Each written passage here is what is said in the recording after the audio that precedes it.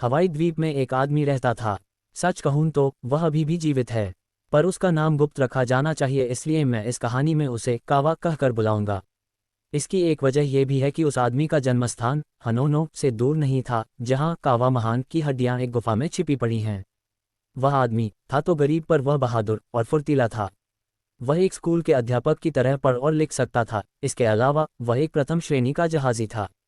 कुछ समय के लिए वह जहाज़ों में द्वीप की यात्रा के लिए रवाना हुआ, और फिर हमकुआ तट पर पहुंचने के लिए उसने एक हेल नौक चलाई।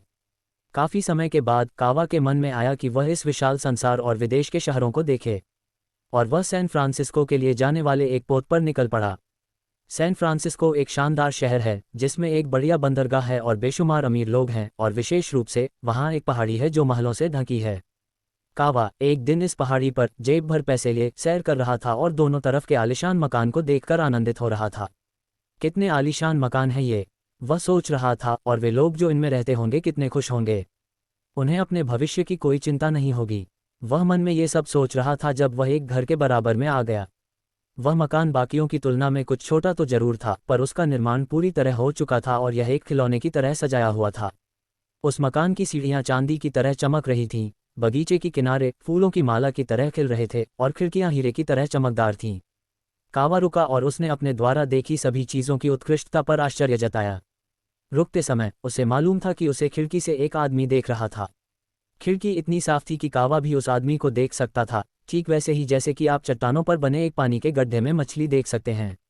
वह आदमी गंजे सिर और काले रंग की दाढ़ी वाला बुजुर्ग था, और उसका चेहरा दुख से लटका हुआ था, और वह कड़वाहट के साथ आहें भर रहा था।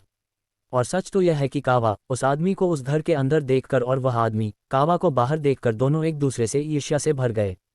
अचानक वह आदमी मुस्कुराया और फिर उसने सिर हिलाया और कावा को इशारे से मकान में बुलाया और घर के दरवाजे पर उससे मिला।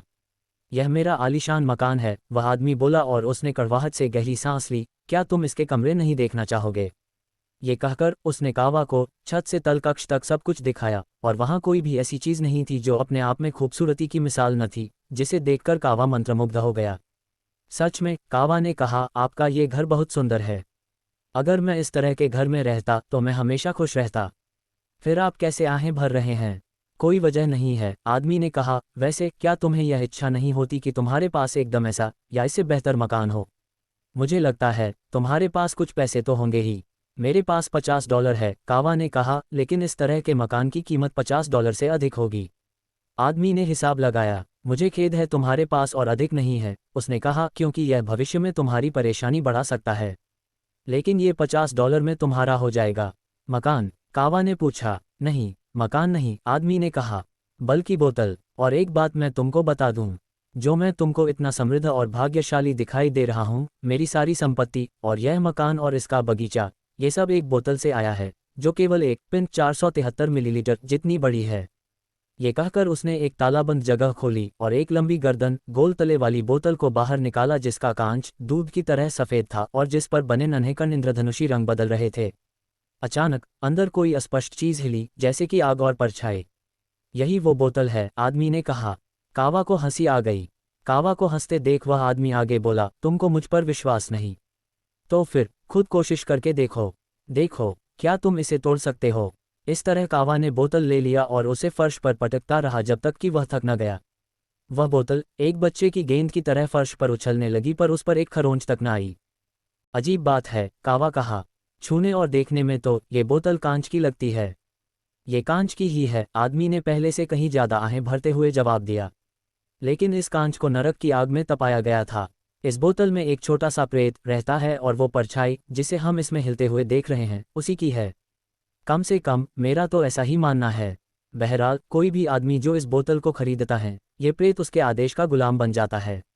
उसकी सारी इच्छाएं, जैसे प्यार, शोहरत, पैसा, इस घर की तरह घर हो या इस शहर की तरह शहर, सब कुछ केवल शब्द में बयां मात्र से उसका हो जाता है।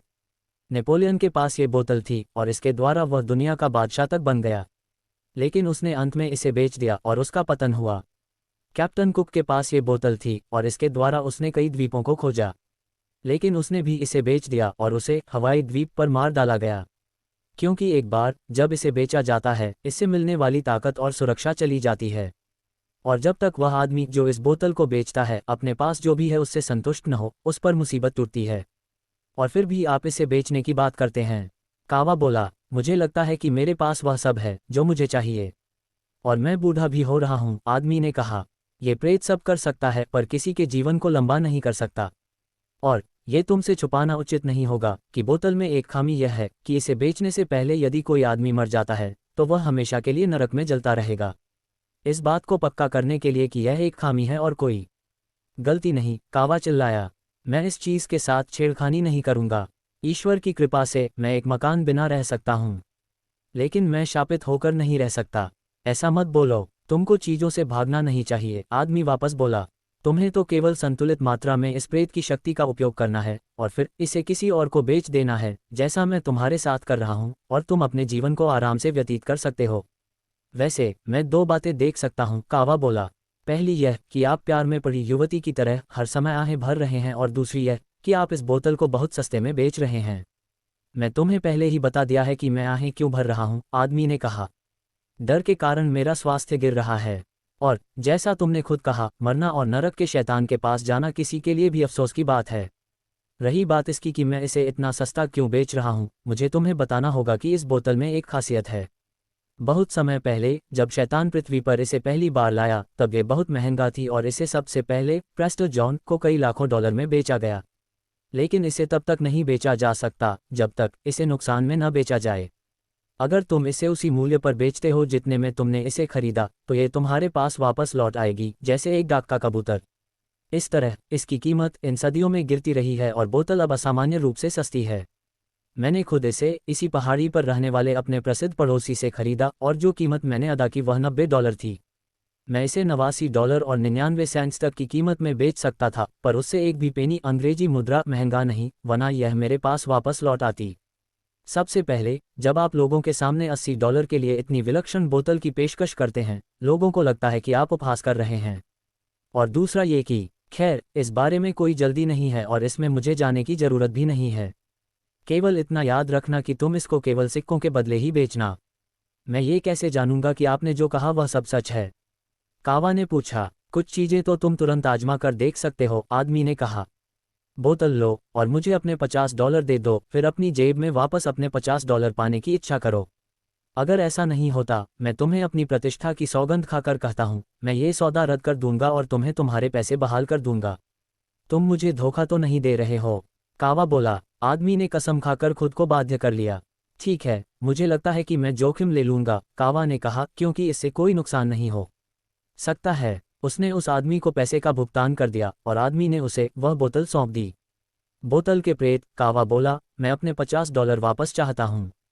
और तुरंत उसके एक शब्द बोलने से पहले उसकी जेब पहले की तरह भारी हो गई। ये तो पक्का हो गया कि यह एक अद्भुत बोतल है, कावा बोला। और अब तुमको अलविदा मेरे प्यारे दोस्त। शैतान मेरी जगह अब तुम्हारे साथ जाएगा, आदमी ने कहा। रुको, कावा ने कहा, मुझे लगता है कि मैंने आपकी बोतल से काफ़ी मज़ा ले लिया। मैं इससे और मज़ा नहीं करना चाहता। अपनी यह बोतल वापस ले लो। तुमने मेरे द्वारा भुगतान किए गए मूल्य की तुलना में कम में इसे खरीदा है, आदमी ने अपने हाथ रगड़ते हुए कहा। अब ये तुम्हारा है, और रही बात मेरी, तो मेरा अब तुमसे कोई लेना देना नहीं है। और इसके साथ उसने अपने चीनी नौकर को बुलाने के लिए घंटी बजाई और कावा को घर से बाहर का रास्ता दिखाया। अब जब कावा कांख के नीचे बोतल दबाए गली में था, वह सोचने लगा, अगर ये सब बोतल के बारे में सच है तो शायद मैंने घाटे का सौदा कर लिया है, उसने सोचा। लेकिन हो सकता है आदमी केवल मुझे बेवकूफ़ बना रहा हो। उसने पहले अपने पैसों की गिनती की। राशि थी $49 और एक चिली की मुद्रा थी। इतना तो सच लग रहा है, कावा बोला। अब मैं अगले हिस्से को आजमाऊंगा। शहर के उस हिस्से की सड़क एक जहाज के डेक जितनी साफ सुथरी थी। हालांकि ये दोपहर थी, वहां कोई यात्री न थे। कावा ने एक गटर में बोतल डाल दी और दूर चला गया। उसने वापस मुड़ के 2 बार देखा। दूध की तरह सफ़ेद गोल तले वाली बोतल वहीं थी जहां उसने छोड़ी थी। तीसरी बार उसने फिर पलट कर देखा और एक कोने में मुड़ गया। जैसे ही उसने ऐसा किया, किसी चीज़ ने उसकी कोहनी को धक्का दिया और वहां उसकी पायलट कोट की जेब में गोल तले वाली बोतल थी जिसकी लंबी गर्दन ऊपर निकली हुई थी। और ये भी सच की तरह लग रहा है, कावा बुदबुदाया। इसके बाद उसने एक दुकान से एक काग पेंच खरीदा और खेतों में दूर एक गुप्त जगह में गया। और वहां उसने काग खींचने की कोशिश की, लेकिन जितनी बार वह उसमें पेंच डालता, वह पेंच फिर बाहर निकल आता और काग ज्यों का त्यों रह जाता। ये काग कुछ अजीब तरह का है, कावा ने बुदबुदाया। फिर अचानक से ही उसे कंपकंपी होने लगी और उसे पसीने छूटने लगे क्योंकि उसको उस बोतल से डर लगने लगा था। बंदरगाह की ओर वापस अपने रास्ते पर जाते वक्त कावा ने एक दुकान को देखा। वहां एक आदमी जंगली द्वीपों के शंख और मुद्गर, पुराने बुडपस्त देवता, पुराने गड़े पैसे, चीन और जापान से चित्र और सभी की तरह की चीजें जो नाविक अपने समुद्री बक्सों में साथ लाते हैं, बेचता था। ये देखकर कावा को एक विचार आया। वह दुकान के अंदर चला गया और $100 के बदले में बोतल की पेशकश की। दुकान का आदमी पहले तो उस पर हंसा और फिर बोतल के बदले में उसे $5 देने का प्रस्ताव रखा। दुकानदार ये देख सकता था कि वास्तव में यह एक विलक्षण बोतल थी। ऐसा कांच किसी भी इंसान द्वारा चलाए जाने वाले कांच के कारखाने में निर्मित नहीं किया जा सकता था। दूधिया सफ़ेदी में रंग सुंदरता से चमक रहे थे और कितनी विचित्रता से परछाई उसके बीच में मंडरा रही थी। इसलिए अपने स्वभाव के अनुसार कुछ देर तक मोलभाव करने के बाद दुकानदार ने कावा को उस बोतल के लिए 60 चांदी के डॉलर दिए और अपनी खिड़की के बीच में एक शेल्फ पर उस बोतल को रख दिया। अब कावा ने कहा, मैंने $60 में उस चीज़ को बेच दिया जो मैंने 50 से कुछ कम में खरीदा क्योंकि मेरा $1 चिली का था। अब मुझे दूसरी बात का सच भी पता लग जाएगा। इसके बाद वह अपने जहाज के बोर्ड पर वापस चला गया और जब उसने अपने संदूक को खोला तो बोतल को वहां पाया। बोतल उससे पहले ही वहां आ गई थी। बोर्ड पर कावा का एक दोस्त था जिसका नाम लोपक था। तुम्हें क्या परेशानी है? लोपक ने कहा, जो तुम अपने संदूक को ऐसे ताक रहे हो।